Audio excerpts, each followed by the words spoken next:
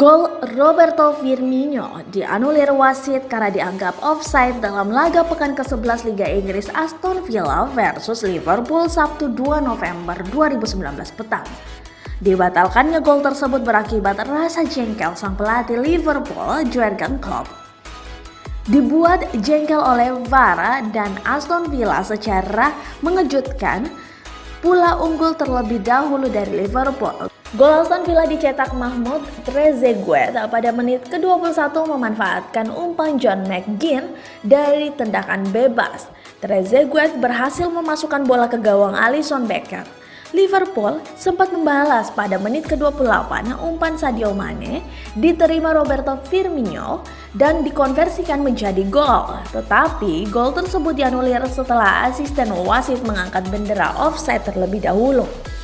Meskipun sempat berkonsultasi dengan petugas video assistant referee, wasit Martin Atkinson tetap membatalkan gol Firmino.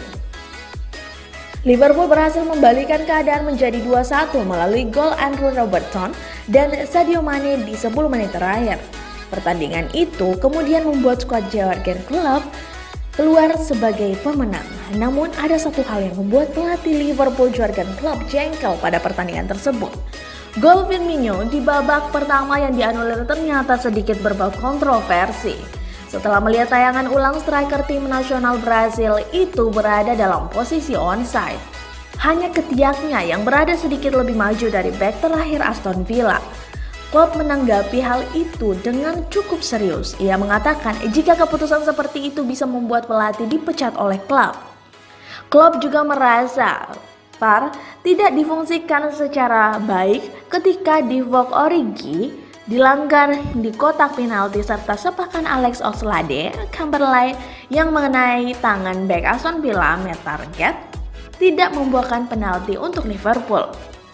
Liverpool semakin memantapkan posisinya di puncak klasemen Liga Inggris setelah mengalahkan Aston Villa. Pasukan Jurgen Klopp itu mempertahankan jarak 6 poin dari Manchester City yang berada di posisi 2 klasemen.